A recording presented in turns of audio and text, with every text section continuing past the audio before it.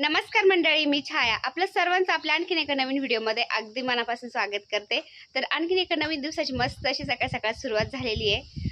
तर बऱ्याचशा माझ्या ताई दादांच्या कमेंट असतात नेहमी की तुमचं माहेर कोणतं, तुमचं सासर कोणतं, तुमचं गाव कोणतं आहे, तुमचा भाऊ तुमच्याकडे का राहतो। तर सगळ्या प्रश्नांची उत्तरं आज मी तुम्हाला देण्याचा प्रयत्न करणार आहे। तर मी निघले आज आमच्या गावाला भोरे पठारला। तर गावाला जाऊन मी तुम्हाला माझं गाव पण दाखवते आणि माझ्या भावाबद्दल सुद्धा खूप कमेंट असतात, तुमच्याकडे भाऊ का राहतो, तर ते सुद्धा तुम्हाला मी आज सांगते। तर चला आम्ही निघलो सगळे गावाकडं। तर माझा भाऊ पण आज घरीच आहे, कामावून त्याला घरी ठेवले आज। त्याला म्हणलं चला आपण गावाकडून चक्कर मारून येऊ। तर तो पण आहे, माझा मुलगा आहे आणि फौजी साहेबांना पण थोडंसं वेळ होता, त्यांना दुपारनंतर ड्युटीला जायचं आहे। त्यांना म्हणलं चला आपण थोडंसं गावाकडून जाऊन येऊ। तर आम्ही निघलो आता गावाकडं। तर चला। तर हे बघा फौजी साहेब बसलेत गाडीमध्ये, मुलगा आणि भाऊ पुसते त्याची गाडीची काच। तो म्हणला खूप धूळ बसली, थोडं पुसून घेतो। तर दाजीला खूप जीव लावतो है ना दाजीला पुढं काच दिसायची, काचातून दिसायचं नाही, म्हणला थोडंसं पुसून घेतो। तर चला गेट लाव रे।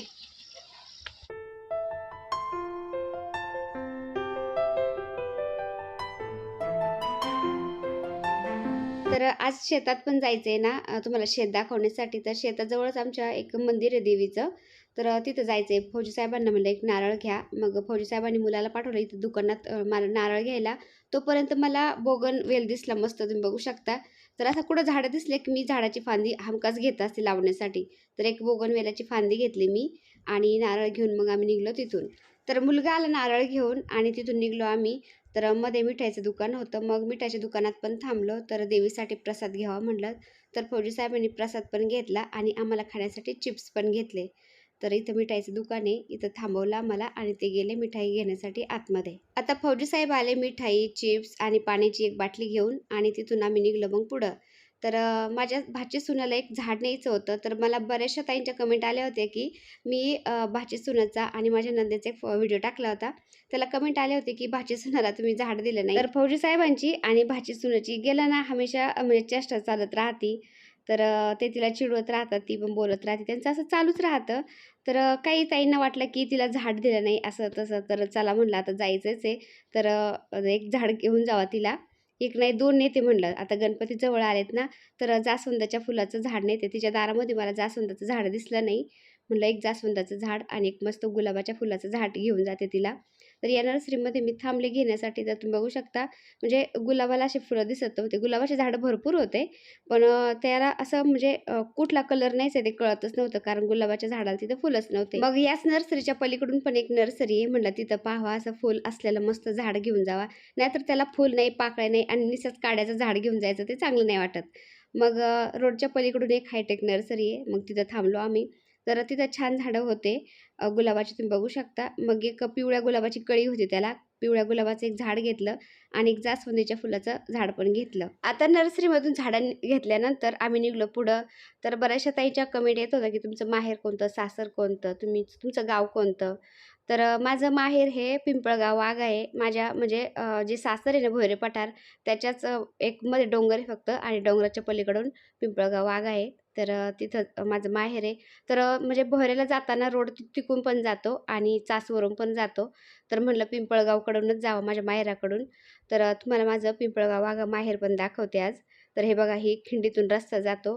तर खिंड म्हणजे काय म्हणतात, खिंड का म्हणतात या रोडला, कारण डोंगराच्या मधून हा रोड जातो ना, त्यामुळं याला खिंड असं म्हणतात।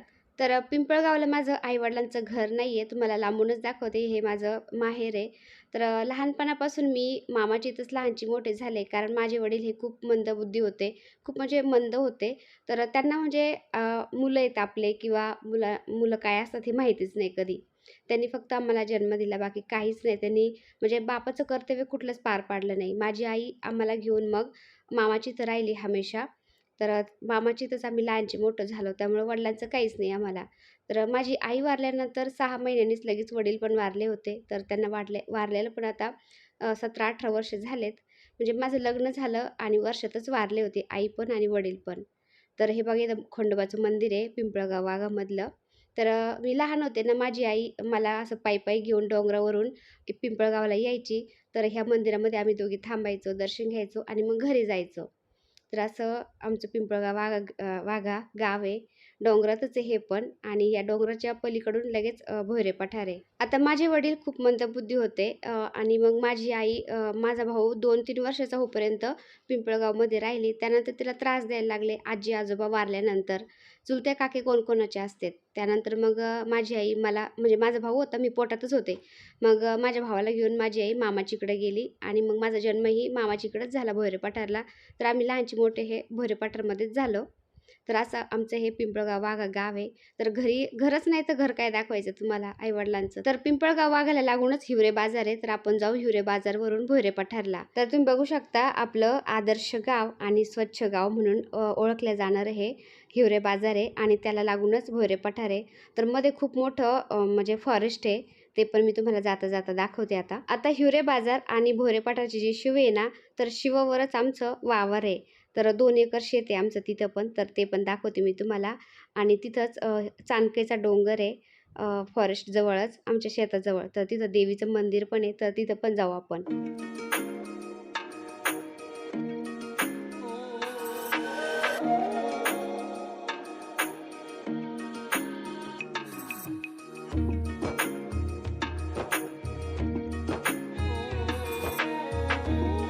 तर हिवरे बाजारवरून निघाल्यानंतर इथं फॉरेस्टच्या कडेलाच तुम्ही बघू शकता 2 मंदिर आहेत. तर हे पण मंदिर खूप छान आहे. आता तिथं दर्शन घेतलं आणि तिथून निघलो आम्ही पुढं आता. तर हिवरे बाजारवरून भोयरे पठारला जायला रोड हा फॉरेस्टमधूनच आहे. तर तुम्ही बघू शकता दोन्ही साईडनी फॉरेस्ट आहे आणि मधून असा रोड आहे. तर रोड पण खूप भारी अजिबात खड्डे-खुड्डे नाही आहेत आणि एकदम मस्त आहे. तुम्ही बघू शकता. तर ह्या फॉरेस्टमध्ये खूप असे जनावरं राहतात बरं का, बिबट्या वगैरे. रात्रीचं इथून भीती वाटते.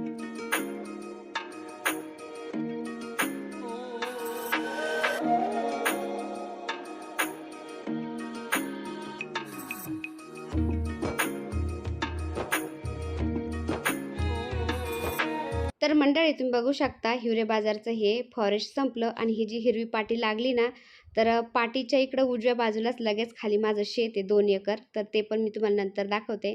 आणि इकडं वरती डोंगरावरती चाणकाई देवीचं मंदिर आहे.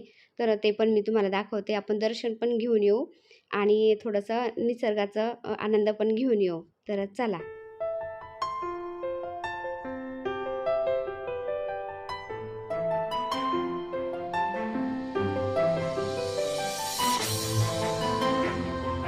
तर बघा हे एकदम फॉरेस्टमध्ये आतमध्ये आहे ना, हे चाणक्य देवीचं मंदिर आहे. तर हे हिवरे बाजारचं फॉरेस्ट पाहायला, त्यानंतर निसर्गाचा आनंद घ्यायला टुरिस्ट लोकंसुद्धा लांबून-लांबून येतात.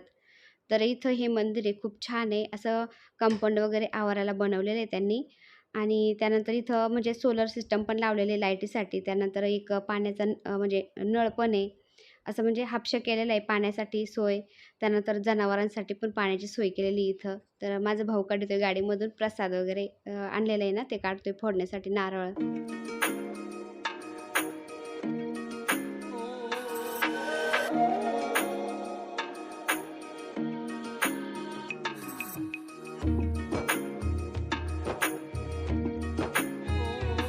तर मंडळी आम्ही लहान होतो ना, त्यावेळेस हे मंदिर वगैरे काहीच नव्हतं. फक्त फॉरेस्ट होतं आणि पलीकडून एक डोंगर होता. तर लहानपणी आम्ही असं शनिवार, रविवार असलं सुट्टी असली शाळेला, की जनावरं चारायला यायचो. तर मी होते 4थी-5वीला आणि आमचे फौजी साहेब होते 10वी-11वीला. तर ते सुद्धा त्यांची जनावरं चारायला घेऊन यायचे. कारण त्यांचं शेत आणि माझ्या मामाचं शेत हे शेजारी-शेजारीच होतं. त्यामुळे ते पण यायचे. त्यानंतर फौजी साहेब भरती झाले. नंतर आमचं लग्न झालं. ती गोष्ट तर वेगळीच आहे. तर हे बघा इथं असं नुसतं देवाचं ठाणं होतं पहिलं मांडलेलं. मंदिर वगैरे काहीच नव्हतं.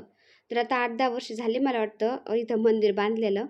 तर असं मंदिर बांधलंय. लोकं लांबून-लांबून दर्शनासाठी येतात आणि नेचरचा आनंद घ्यायला येतात. तर असं फॉरेस्ट आहे ना, इतके मोर आहेत ना इथं, खूप आवाज देतात. असे मोरपंख म्हणजे गळालेले असतात त्यांचे. खूप वेगवेगळ्या प्रकारचे इथं जनावरं येतं.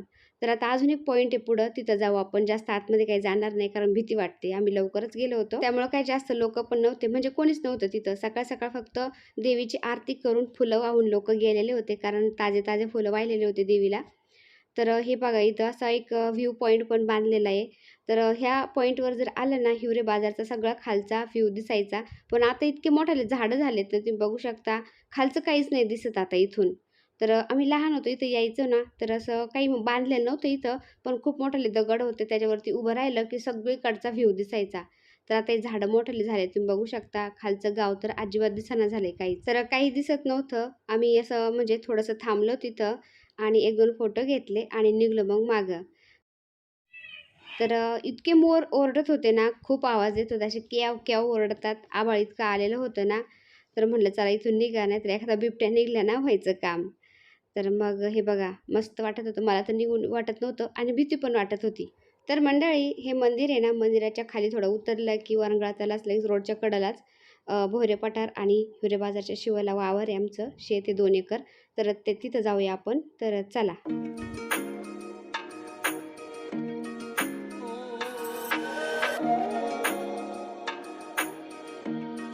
तर बघा आता ही शेड दिसते ना, शेडच्या इथंच आमचं वावर आहे. तर गाडी थांबवतोय आम्ही रोडच्या कडेला आणि तुम्हाला शेत दाखवते माझं. तर मंडळी हिवरे बाजारकडून फॉरेस्टमधून जो हा रोड जातो ना भोयरे पठारकडं आमच्या गावाकडं, तर ह्याच रोडच्या खालून लगेच हे तुम्ही बघू शकता झाडं लावलेत ना, ते आमच्या वावराच्या कडेलाच येतं. तर फॉरेस्ट तुम्ही बघू शकता समोर दिसते आणि त्याच्या कडेलाच म्हणजे फॉरेस्टच्या कडेलाच आमचं वावर आहे. तर हे जे शेड दिसतात ना कोंबड्याचे शेड आमच्या वावराच्या पलीकडूनच येतं. तर आम्ही इथं पाणीसुद्धा पाहिलं होतं पानड्याकडून. पाणी आहे इथं बोर घेतलं तर पाणीसुद्धा लागतं बरं का. पण करायलाच कोण नाही. पहिले फौजी साहेब आर्मीमध्ये होते. रिटायर झाल्यानंतर पोलिसमध्ये. मुलं शाळेमध्ये असतात. मी तिकडं असते केडगावला. त्यामुळं करायला कोण नाही. त्यामुळे ते तसंच पडलंय. आणि जे बागायती ना ते मोठे माझे भाई करतात फक्त. तर असं आहे. हे जे कोंबड्याचे शेड आहेत ना, तर ह्या शेडवाल्यांनी बोर घेतलेले आहेत 2 तर त्यांना भरपूर पाणी लागलेलं आहे. पण असं आमचं करायला कोण नाही त्यामुळे तसंच पडलेलं आहे. त्यानंतर म्हटलं आता बघू नंतर काय करायचं ते, बोर घ्यायचा की नाही. आता थोडंसं मुलांचं शिक्षण पाणी झाल्यानंतर.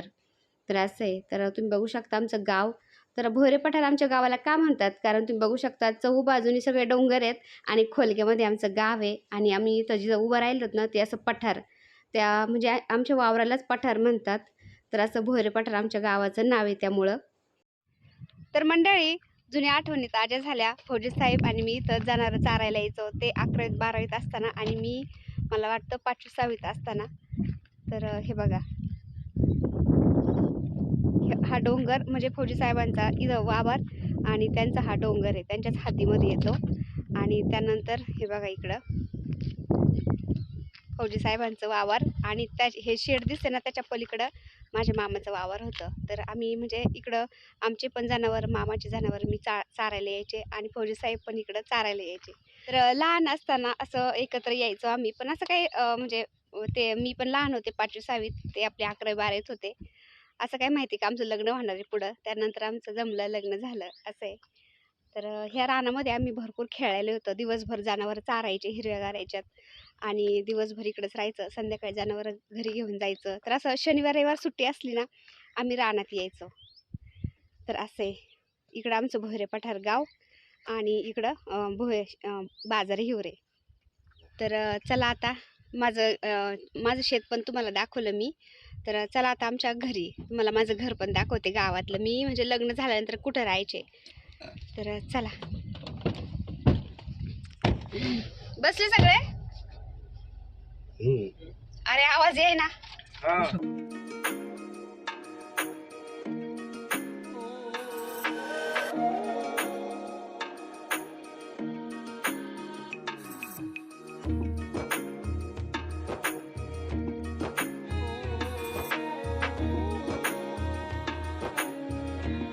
तर मंडळी आपण पोहोचलो आता आमच्या गावामध्ये भोरे पठारमध्ये. तर इकडून जातानाच डाव्या हाताला माझं मी कोणत्या शाळेमध्ये शिकले ना ती शाळा पण दाखवते मी तुम्हाला आणि माझं मामाचं गाव पण दाखवते. सॉरी मामाचं घर पण दाखवते कुठं राहिले. तर भाग्योदय विद्यालय हे बघा हे हायस्कूल आहे. तर इथं शिकले मी. तर मामाचं घर पण दाखवते मी तुम्हाला जिथं मी लहानपणी राहिले ते. तर 2 मामा आहेत मला. त्यांचं घर शाळेजवळच आहे. भाग्योदय शेजारीच आहे तुम्ही बघू शकता. निळ्या टाकीचं जे घर आहे डाव्या हाताला ते एका मामाचं आहे आणि पांढरी टाकी आहे ना तर ते एका मामाचं आहे. तर 2 मामाची 2 घरं आहेत आणि त्यांच्या पलीकडूनच शेजारी भाग्योदय विद्यालय शाळा आहे. तर मी मामांच्या घरी नाही जात 7-8 वर्षापासून. तर ते का नाही जात ते पण मी तुम्हाला पुढं सांगतेच. तर हे बघा आता आता आपण चाललोत एकदम गावामध्ये. तर गावाची वेस त्यानंतर गावातले आमचे देवाची मंदिरं कोणते आहेत ते पण मी तुम्हाला नंतर दाखवते. तर ग्रामपंचायत तुम्ही बघू शकता इथं ग्रामपंचायत ऑफिस आहे. तर हे बघा. तर आता आपण जाऊ पहिलं आमच्या घरी आता. तर ह्या मंदिरापासून ग्रामपंचायतपासून आमचं घर एकदम तुम्ही बघू शकता लगेच मंदिर आहे इथं. मंदिराच्या खालूनच आमचं घर आहे लगेच. तर हे मंदिर कशाचं आहे? महादेवांचं मंदिर आहे. माझ्या घराच्याच वरून खूप जवळ महादेवांचं मंदिर होतं. तर मी दर सोमवारी इथं यायचे. दिसाडा 2 दिवसाला असं जेव्हा मन होईल ना, तेव्हा मी तिथं त्या मंदिरामध्ये यायचे. खूप शांत वाटायचं. फौजीसाहेब असायचे ड्युटीवर आर्मीमध्ये. तर मी राहायचे इथं. तर असं मन शांत नसलं ना, तर मन शांत करण्यासाठी मी मंदिरामध्ये येऊन बसायचे. खूप छान वाटायचं. तर माझ्या शेजारी एक मुलगी राहत होती. तर आम्ही दोघी यायचो असं मंदिरामध्ये. राम राम. राम काय चाललंय? काय झालं काही आज चाललंय बरं आहे. म्हणलं कोण आले का नु पाहुणे तरी चालले चला येऊ का? राम राम घालू त्याला ओळख नाही राहिली आता. हा जेवण झालंय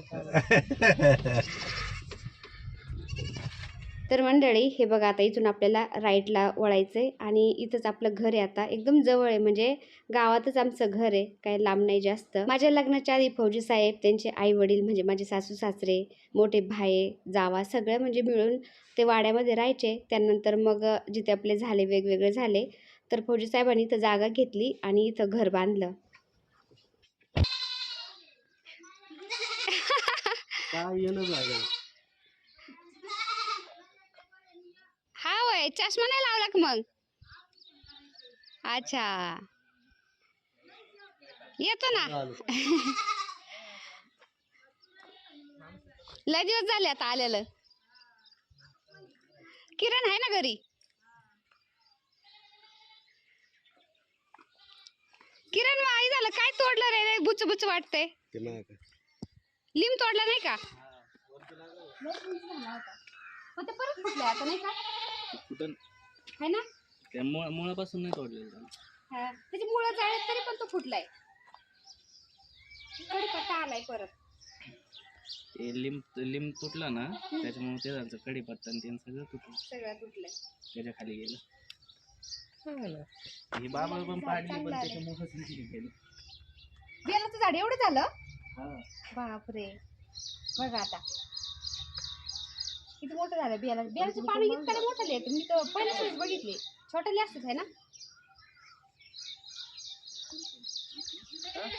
तर मंडळी तुम्ही बघू शकता हे दारासमोर झाडं आहेत ना. सासूबाई असताना मी इथं राहायचे ना, तर आम्हीच लावलेले ते लिंबुणीचं झाड, सीताफळाची झाडं. तर असे लिंबुणी तर किती मोठी झाली तुम्ही बघू शकता. खूप लिंब असतात तिला. तर लिंब आहेत भरपूर, पण ते छोटे छोटे आहेत अजून. बारीक बारीक लिंब आहेत.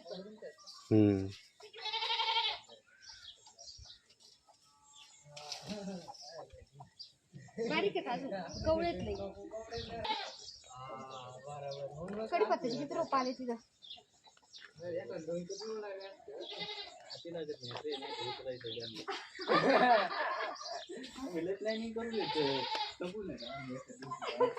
खरं काय?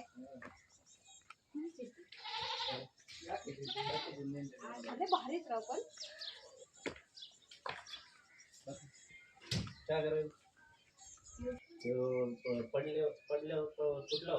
तर मंडळी तुम्ही बघू शकता भोरे पठारमध्ये माझं हे घर आहे. तर लग्न झाल्यानंतर 6 वर्ष राहिले मी इथं. तर ह्याच चुलीवर मी स्वयंपाक करायचे. आता माझ्या जाऊबाईन ते राहतात इथं. तर हा जो माठ ठेवलाय मी, माझ्या पाठीमागं जो दरवाजा आहे ना, ते माझं घर होतं आणि त्याच्या पलीकडलं हे जे घर आहे ना, तर हे माझ्या जाऊबाईचं होतं. तर दोघी आम्ही शेजारीच राहायचो. तर माझ्या जाऊबाईचं घर दाखवते तुम्हाला बघू शकता. तर गावाकडं कसं सकाळचं स्वयंपाक करायचा, भांडे घासायचे, पटपट आवरायचं, शेतात पळायचं. तर 12ही महिने कामं करावं लागत शेतात. त्यामुळं थोडंसं सामान इकडं तिकडं असतं. तर प्लीज त्याच्याकडे लक्ष देऊ नका तुम्ही कोणी. असं आहे गावाकडं भरपूर कामं असतात शेतातली. त्यामुळं असं आपल्यासारखं सिटीसारखं काही व्यवस्थित तिथं टापटीपणा नसतो. फक्त कामं करायची असतात शेतामध्ये. तर हे बघा हे माझं घर होतं. तर सासूबाई, मी आणि सासरे आम्ही तिघं या घरामध्ये राहायचो. तर माझं लग्न झालं म्हणजे लग्नाच्या आधी सगळे वेगवेगळे निघले होते. तर सासू सासरे तुम्ही बघू शकता असे फोटो लावलेले आहेत जाऊबाईन त्यांनी घरामध्ये. तर सासू सासरे माझे वारलेले आता 7-8 वर्ष झाले. आधी सासूबाई वारल्या आणि त्यानंतर 2-3 वर्षांनी लगेच सासरे वारले. तर सासरे माझ्याकडं केडगावमध्ये 2-3 वर्ष होते, त्यानंतर वारले ते. तर असे सासू सासरे माझ्याकडंच होते. तर हे बघा माझं असं इथं पहिलं काय बाथरूम वगैरे काय नव्हतं, अशी मोरी होती. तर मोरी नाही तर न्हाणी म्हणायची त्याला. तर त्याच्यामध्ये आम्ही अंघोळ करायचो असं. आणि असे 2 रूम होते फक्त लग्न झाल्यानंतर. तर 6 वर्ष मी इथं राहिले आणि त्यानंतर मग मी केडगावला आले. तर केडगावला येऊन मला आता 15-16 वर्ष झालेत. तर तुम्ही बघू शकता हे जुनं घर आहे ना, तर असं ते गट्टूमध्ये बनवलेलं असतं सिमेंटच्या. तर त्याला अशा चिरा पडल्यात, आता जुनं झालंय ना. तर असं या घरामध्ये अजून तुम्ही बघू शकता ही माणी लावलेली आहे. ती माणी माझ्या लग्नाचीच आहे, अजून इथं जाऊबाई वापरते. त्यानंतर बरेचसे भांडे पण आहेत तिथं.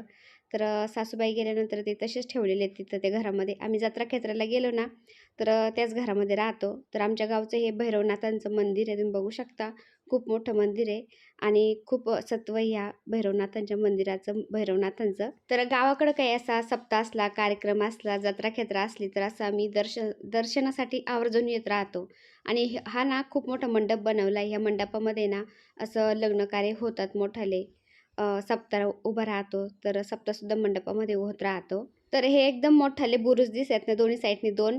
तर ही आमच्या गावची वेस आहे. मंदिरासमोरच वेस आहे. तर आमचं हे गाव आहे असं आणि गावातली मंदिरं. तर आता एक शेत दाखवलं मी तुम्हाला, माझं घर दाखवलं, गाव दाखवलं. आता गावाच्याच बाहेर एक शेत आहे अजून एक, ते दाखवते मी तुम्हाला. तर चला.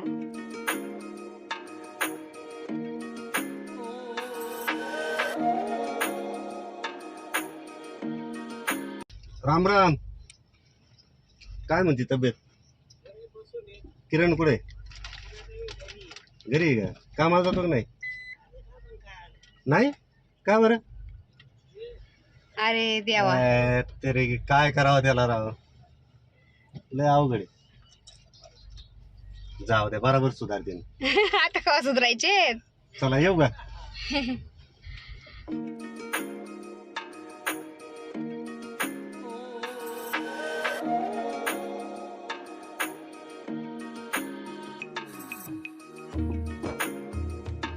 तर मंडळी, हा आमचा गावचा रोड आणि गावच्या खालूनच इथं थोड्याच अंतरावर आमचं दुसरं शेत आहे. तर हे बागायती शेत आहे, इथं विहीर आहे, तुम्ही बघू शकता. तर हे बागायती शेत आहे ना 3-3.5 एकर आहे. तर हे 2 जणांच्यात आहे, फौजी साहेब आणि अजून एक यांचे मोठे भाऊ आहेत. तर हे 2 जणांच्यात आहे आणि असं म्हणजे वाटणे झालेले आहेत. हे 2 जणांच्यात, दुसरं बागायत ते 2 जणांच्यात. तर 4 भाऊ आहेत ना, तर असे वाटणे झालेले आहेत. तर मंडळी तुम्ही बघू शकता, माझा भाऊ आहे ना माझ्या आसपासच राहतो. जेवायला जरी बसलो ना आम्ही सगळे, तरी तो पहिलं म्हणणार तू चल माझ्याबरोबर जेवायला, तर मी बसतो, असं आहे त्याचं. तर माझ्या भावाबद्दल सुद्धा तुम्हाला मी थोडंसं सांगणार होते. तर चला मी तुम्हाला त्याच्याबद्दल सुद्धा थोडंसं सांगते. तर मंडळी, माझ्या भावाचं लग्न झालं होतं, मामाचीच मुलगी होती. आम्ही लहानची मोठं मामाचीच इथं झालो ना. तर माझी आई वारल्यानंतर 1 वर्षांनीच मग मामांनी त्यांचीच मुलगी दिली माझ्या भावाला. तर लग्नानंतर माझ्या भावाला मुलगा झाला, मुलगी झाली. त्यानंतर मग मुलगा 4थीला होता आणि मुलगी अंगणवाडीत होती. तेव्हा त्याची बायको गावातल्याच एका मुलाबरोबर पळून गेली. तर ती पळून गेल्यानंतर माझ्या भावाला म्हणलं, "तू माझ्याकडे राहा." तर तो काय म्हणला, "मुलगा इथंच आहे." म्हणजे आता किती केलं तरी बाप आहे, बापाचा जीव गुंततच मुलामध्ये. तर मुलगा मग त्याच्या आजा-आजीकडं म्हणजे मामा-मामीकडं माझ्या त्यांच्याकडेच येतो. तर तो सुद्धा त्यांच्याच इथं राहिला. मग त्यांची जनावरं वळायचा, जनावरांचं सगळं पाहायचा, शेणखूर करायचा. त्यांना म्हणजे गवत कापून आणायचं, त्याची कुट्टी करून घालायची. जे काम सांगतील ते तो काम करायचा. भरपूर काम करायचा. पण ते त्याला काही इज्जत देतच नसं, त्याला बरं बघतच नसं. असं आहे की किती केलं तरी ते परके ते परकेच. आई-बाप नसले ना कोणीच कोणाचं नसतं. तरी तो सहन करत मग 7-8 वर्ष तो तिथं राहिला मुलाच्या ह्यानी. पण तर नंतर त्याला ते सहनच होईना. मामाचा मुलगा त्याला म्हणायला लागला की "आई ते तुकडे मोडतो," असं तसं. म्हणजे इतकं घरातलं म्हणजे घरचं काम करून, जनावरांचं सगळं बघून दिवसभर तो रानात जायचा जनावरं चारायला. संध्याकाळी यायचा, पुन्हा जनावरांचं पाहायचं, सगळं पाहायचं. तर तंबाखूला पैसेसुद्धा राहायचे नाही, कोणी देत नसं, फक्त काम करायचं. तर त्याला अंगात अक्षरशः घालायला कपडेसुद्धा नव्हते. यांनी शर्ट दिलं, त्यांनी पॅन्ट दिली, असे दुसऱ्यांनी दिलेले तो कपडे घालायचा. तर अशी अवस्था होती त्याची. त्याला मी मस्त म्हणायची, "तू माझ्याकडे ये." पण ते त्याला माझ्याकडे येऊनसुद्धा देत नव्हते. बघा आता, सख्खे मामा-मामी असूनसुद्धा ते माझ्याकडे येऊन देत नव्हते आणि त्याच्या मुलाला तर त्यांनी माझ्याकडे येऊनच नाही दिलं, त्याची म्हणजे भावाची बायको गेल्यानंतर. तर एकदाच मुलाला आणलं होतं त्यांनी माझ्याकडं, ती गेल्यानंतर. तर म्हणले तिला त्या पोराला अजिबात घेऊन जायचं नाही तिच्याकडं. पोराची आजी म्हणली असं. पोराची आजी म्हणजे कोण? माझी मामी. तर असं आहे, तिने आत्तापर्यंत माझ्याकडं त्या पोराला येऊन नाही दिलं. पोरगा आता 10वीला आहे. तर त्यानंतर मग त्याला माझ्या भावाला सहनच व्हाईना. खूप वैतागला तो, खूप रडला. त्याला असं बोलायचे, "आयते तुकडे मोडीतो" असं तसं. मग एक दिवस तो माझ्याजवळ रडायला लागला फोन करून मला असं-असं म्हणले. त्याला म्हणलं, "तू माझ्याकडे ये." माझ्याकडं आल्यानंतर म्हणलं, "मी तुला अजिबात जाऊन देणार नाही. आता जायचंच नाही. त्यांचा नातू आहे ना, त्यांना सांभाळू दे," म्हणलं. "अजिबात जायचं नाही तू." तर या कारणाने तो माझ्याकडे राहतो. माझे आई-वडीलसुद्धा वारलेले आहेत. मग तो राहणार तरी कोणाच्या आधाराने. त्यांनी असं केलं, त्याला त्याची बायको पळून गेली. त्यामुळं ताई दादांनो माझा भाऊ माझ्याकडे राहतो. तर माझ्याकडे आल्यानंतर मी त्याला कंपनीमध्ये कामाला लावलं. आता त्याला 8:30, 9, 9:30 असा पगार पडतो. तर कामाला लावलं. त्यानंतर त्याला गाडी घेऊन दिली. 10-15 हजार रुपयाचा मोबाईल घेऊन दिला. कपडे-चोपडे सगळं व्यवस्थित करून दिलं त्याला. तर एकदम व्यवस्थित टकाटक तो राहतो माझ्याकडं. तुम्ही बघतातच माझ्या व्हिडिओमध्ये. तो खूप छान राहतो आणि खूप जीव पण लावतो मुलांना पण, मला पण. तर मामा-मामीकडे तो राहत होता. त्यावेळेस त्याला कोणी तंबाखूला सुद्धा पैसे देत नव्हते. आता तो कामाला जायला लागला माझ्याकडून येऊन, तर लगेच सासऱ्याचा फोन येतो, की पोराला पैसे लागत आहे तिकडं-तिकडं भरायला आणि पैसे दे, पैसे दे. सारखं त्याला फोन करतात. आतापर्यंत त्याचा विचार नाही केला आणि कामाला जायला लागला तर लगेच पैसे मागायला लागले. मी काय केलं, त्याचं पैसे येतात ना त्याच्या कामाचे, 5,000 रुपयाची LIC खोलून दिली. 5,000 रुपये त्याचे LICमध्ये टाकून देते आणि बाकीचे वरचे उरलेले मग त्याला असं म्हणजे त्याचा वरचा खर्च त्याला होतात. आणि त्या मामाने सारखं फोन करावा, की पैसे दे, पैसे दे. जसं काय त्यांनी त्यांच्या लेकीला अंबानी जावई करून दिला होता. असं आहे, सारखे पैसे मागत आहेत. कुठून द्यायचे त्यांनी पैसे? असे कोणी म्हणजे आई-वडील एकदा वारले ना, खरंच मंडळी कोणीच कोणाचं नसतं या दुनियेमध्ये. तर शेतामध्ये ना मूग, त्यानंतर घेवडा, गवार आणि असं बरचसं पेरलेलं आहे माझ्या भायांनी. आमचंच शेत आहे ते दोघांचं. पण आम्ही काय त्याच्यामध्ये जात नाही, करत नाही. तुम्हीच खा आणि तुम्हीच सुखी राहा असं म्हणतो आम्ही. आम्ही विकत घेऊन खातो. कसं आहे ना, ते शेती करतात, खूप कष्ट असतात शेतीमध्ये पण. त्यामुळं असं वाटतं जाऊ द्या, तुम्ही कष्ट करा आणि खा तुम्हीच. तर आता आम्ही चालूच माझ्या नणंदेकडे. तर दरेवाडीमध्ये इथं माझी नणंद राहते. तर त्यांच्याकडं चाललो. तिथं थोडंसं थांबतो आणि निघतो मग घराकडं. तर पाठीमागं मला वाटतं 1 महिना होत आला, एक व्हिडिओ टाकला होता मी. नंदेची तर गेले होते आणि नंदेची सून म्हणजे माझी भाची सून आणि फौजी साहेब असं चेष्टा करत होते एकमेकाची. तर कसं आहे ना, मी नर्सरीमधून 2-3 झाडं घेतले होते आणि ते लावायसाठी चालवले होते. तर भाची सून म्हणायची, "नाही मला ते झाडं लागत आहेतच" आणि फौजी साहेब म्हणायचे, "नाही मी आणले असं तसं, तुला नंतर आणतो." तर त्यांची अशी मजाक मस्करी चालली होती. मी ती व्हिडिओमध्ये दाखवली. तर 2-3 ताईंच्या कमेंट आल्या, की "भाची सून तुला एवढं झाडं मागत होती आणि तू एक झाड दिलं नाही," असं तसं. तर तसं तर काही मनात नव्हतं. आमची नेहमी मजाक मस्करी चालती. पण चला म्हणलं आता 2-3 ताईच्या कमेंट आल्या, तिला जाताना 2 झाडं घेऊन जावं आता. तर असं आहे, तिला येताना मी आता एक पिवळ्या फुलांचं मस्त गुलाब आणि जास्वंदीचं झाड आणलंय. आता गणपती जवळच आलेत ना, तर म्हटलं तिच्या दारामध्ये जास्वंदीचं झाड दिसलं नाही. तिला फुलं पण वाहायला होते गणपती बाप्पांना. तर 2 झाडं मी तिला मग घेऊन आले असं आहे. तर ताईंनो तसं काही नाही, असं झाडं दिलं नाही किंवा असं काही नाही. आमचं येणं-जाणं नेहमी राहतं आणि असं मजाक मस्करी चालती. तर तुम्हाला मी घर दाखवलं आता. तर हे घर आहे माझ्या नंदेचं आणि भाच्याचं. तर तुम्ही बघू शकता सगळे जेवायला बसलेत आता. तर भाची सुनेनी जेवायला बनवलं होतं आम्हाला. तिला सांगितलं होतं आम्ही लवकरच निघतो. तर तुझ्या इथं जेवण करून जाणार आहे. तिने मस्त मग राजम्याची भाजी, भाकर असं बनवलं होतं. तर फौजी साहेबांनी बघा मस्त बाजरीची भाकर चुरली आता आणि भाजी घेतली. मस्त रस्सा आणि चुरून खातेत. तर मी पण जेवण करणार आहे इथंच आणि मग घराकडे निघणार आहे. तर आम्ही चौघं पण जेवलो इथं. भाची सुनेला उपवास होता. ती नाही जेवली. आम्ही जेवलो मग आणि नणंदबाई गेल्या होत्या बाहेर. तर जेवणं-खावणं झाल्यानंतर मग आम्ही निघालो घराकडं. तर मंडळी तुमच्या बऱ्याचशा प्रश्नाची उत्तरं मी तुम्हाला देण्याचा आजच्या व्हिडिओमध्ये प्रयत्न केला. तुमचं गाव कोणतं? तुमचं माहेर कोणतं? तुम्ही राहता कुठे? तर तुमचा भाऊ तुमच्याकडं का राहतो? तर सगळ्या प्रश्नाची उत्तरं मी आजच्या व्हिडिओमध्ये तुम्हाला दिलेत. तर अजून काही तुमचे प्रश्न असतील तर कमेंटमध्ये नक्की विचारा. मी अजून तुम्हाला तुमच्या प्रश्नाची उत्तरं देण्याचा नक्की प्रयत्न करेन. तर आजचा व्हिडिओ मी इथंच एंड करते आता.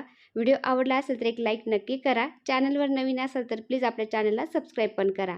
चला तर भेटूया पुन्हा अशाच एका छानशा व्हिडिओबरोबर. तोपर्यंत बाय बाय. व्हिडिओ पाहिल्याबद्दल धन्यवाद. सर्वांना श्री स्वामी समर्थ.